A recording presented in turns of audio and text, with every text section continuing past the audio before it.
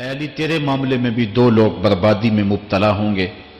ایک وہ لوگ جو اتنا پیار کریں گے کہ وہ کہیں گے جو تو نہیں ہوگا، اور دوسرے وَمُبْغِضٌ يَحْمِلُهُ شَنَآنِ عَلَىٰ أَن يَبْهَتَنِ، اور دوسرے وہ جو تیرے ساتھ بغض رکھیں گے اور بربادی کے راستے پہ چلیں گے. تو دونوں گروہ جو ہیں وہ بربادی کی راہوں کے مسافر ہو گئے. ایک نے محبت کی اور اس قدر محبت کی کہ وہ کہا جو حضرت علی نہیں تھے. حضرت مولا کائنات کے زمانے میں کچھ لوگ آپ کی دہلیز پہ آئے اور کہا یا علی انت ربنا انت خالقنا انت الہنا، اے علی تم ہمارے رب ہو، تم ہمارے خالق ہو، تم ہمارے معبود ہو. تو حضرت علی المرتضیٰ نے فرمایا کہ استغفر اللہ، اللہ تعالیٰ جل شانہ ہی خالق ہے اور وہی مالک ہے اور وہی معبود برحق ہے. انہوں نے پھر یہ بات کہی تو جب تیسری مرتبہ کہا تو حضرت علی نے ان کی گردنیں کاٹ دیں. تو یہ آج بھی لوگ موجود ہیں ہمارے ملک میں، ہمارے ضلع میں لوگ ہیں جو علی اللہ کا نعرہ لگاتے ہیں، اور یہ بدترین لوگ ہیں اور معاشرے کی تل چھٹ ہیں، اور یہ محبت میں گمراہ ہو گئے اور انہوں نے حضرت علی المرتضیٰ کو خدا اور الہ کہہ دیا. دوسرا طبقہ ہے جو حضرت علی المرتضیٰ کو الہ اور خدا تو نہیں کہتا، لیکن انہیں نبیوں سے افضل مانتا ہے. بلکہ شیخ محدث دہلوی علیہ رحمہ نے تحفہ اثنا عشریہ میں باقاعدہ اس قول کو بیان کر کے اس کی تردید کی ہے کہ جو ایک طبقے کا خیال ہے کہ حضرت جبرائیل علیہ السلام کو نبوت دینے میں غلطی لگ گئی تھی، وہ دینی تھی حضرت علی کو اور دے گئے حضور کو. تو آپ نے اس کا رد کیا ہے. ایک طبقہ نبیوں سے حضرت علی المرتضیٰ رضی اللہ تعالیٰ عنہ کو افضل مانتا ہے، اور یہ طبقہ بہت سارا پایا جاتا ہے. میں نے اپنے ان کانوں سے جو ہے یہ باتیں سنی ہوئی ہیں اور آپ نے بھی سنی ہوئی ہوں گی کہ نبیوں سے حضرت مولا کائنات کو افضل مانتے ہیں، اور یہ بھی گمراہوں کا ٹولہ ہے. تیسرا طبقہ وہ ہے جو نبیوں سے افضل تو نہیں مانتا لیکن معصوم مانتا ہے. یہ گمان کرتا ہے کہ حضرت علی رضی اللہ تعالی عنہ بھی اس شان کے مالک ہیں جو معصومیت کی شان انبیاء علیہ السلام کو دی گئی. یہ 12 امام اور 14 معصوم کا لفظ آپ نے سنا ہوگا. ہمارے جاہل مولوی بھی بول دیتے ہیں بعض کا، معصوم صرف انبیاء کی ذوات ہیں. اولیاء اہل بیت محفوظ ہیں، معصوم نہیں ہیں. معصوم صرف ذوات انبیاء ہیں، اور یہ انہی کا اعزاز ہے. ان کے علاوہ یہ اعزاز کسی اور کو حاصل نہیں ہو سکتا. چوتھا طبقہ وہ ہے کہ جو حضرت علی المرتضیٰ رضی اللہ تعالی عنہ کو حضرت ابو بکر و عمر رضی اللہ تعالی عنہما سے بھی افضل مانتا ہے. خود مولا کائنات نے فرمایا کہ جو لوگ مجھے شیخین سے افضل کہتے ہیں میں ان کے اوپر وہ حد جاری کروں گا جو ایک جھوٹے پہ جاری ہوتی ہے. حضرت محمد بن حنفیہ کہتے ہیں جو حضرت مولا کائنات کے بیٹے ہیں کہ میں نے اپنے باپ علی سے پوچھا کہ اس امت میں سب سے افضل شخص کون ہے؟ قال ابو بکر.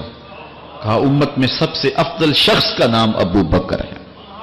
کہتے ہیں میں نے کہا ثم من، پھر کون؟ قال عمر. تو کہا حضرت عمر رضی اللہ تعالی عنہ. تو یہ ان کا اپنا عقیدہ ہے.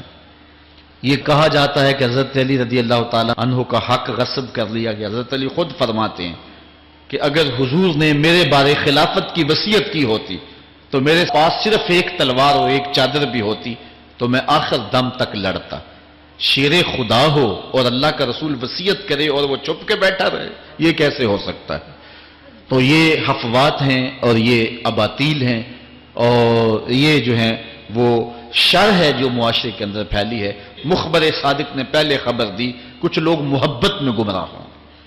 وَمُبْغِضٌ يَحْمِلُهُ شَنَآنِ عَلَىٰ أَن يَبْهَتَنِ، اور کچھ لوگ جو ہیں وہ بغض میں برباد ہو جائیں. ایسے لوگ بھی دھرتی پہ موجود ہیں کہ مولا کائنات کا نام لیا جائے تو ان کو گوارا نہیں ہوتا. خود حضرت مولا کائنات کے زمانے میں ایسے لوگ موجود تھے. آپ کو شہید کیا گیا ہے. اسلام کی تاریخ انتہائی دردناک ہے. حضرت مولا کائنات رضی اللہ تعالی عنہ کو ابن ملجم نامی بدبخت نے جو ہے وہ تلوار کا وار کر کے جو زہر میں بجھی ہوئی تھی شہید کیا ہے. تو یہ بغض اور دشمنی رکھنے والے لوگ تھے جو زمانے میں موجود تھے. ایک طرف ایسے تھے جو الہ اور معبود کہتے تھے، اور آپ جانتے ہیں کہ حضرت علی المرتضیٰ رضی اللہ تعالی عنہ کی قبر لوگوں کی نظر سے چھپا کے بنائی گئی، اس ڈر سے کہ لوگ آپ کی قبر کو اکھیڑ نہ دیں، چونکہ خارجی اس قدر جو ہے وہ زور آور ہو گئے ہوئے تھے۔ اسلام کی تاریخ دردناک ہے۔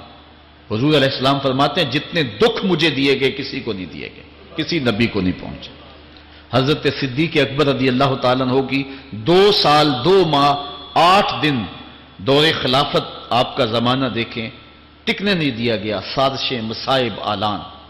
حضرت سیدنا عمر رضی اللہ تعالیٰ عنہ کو شہید کیا گیا۔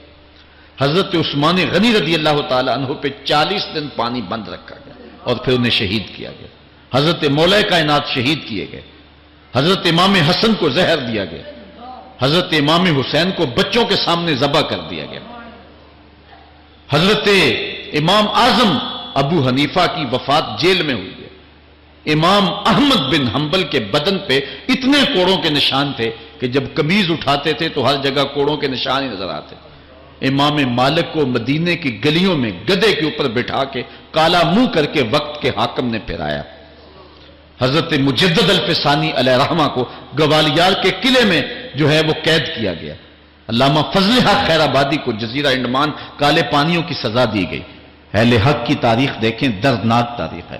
آج بھی کابل میں، کندھار میں، قلعہ جنگی میں، دشت لیلہ میں، تورا بورا میں، تکریت میں، موصل میں، بغداد میں، کشمیر میں، غزہ میں، یہاں برما میں دیکھو کون سی قیامت نہیں توڑی جا رہی ہے۔ ہمارے ساتھ ماضی دیکھیں تو ہمیں بغداد کی وہ دردناک کہانی سامنے آتی ہے جب انسانی کھوپڑیوں کا مینار تعمیر کیا جا رہا ہے اور منگول سردار نے اپنی فوج کو حکم دیا تھا کہ جو کسی مسلمان کا سر نہیں لائے گا اس کا سر کاٹ کے اس مینار پہ لگائیں گے۔ پھر لوگ پیسے لے کے پھرتے تھے کہ مسلمان کا پتہ دے اور اس کی کھوپڑی کاٹی جائے۔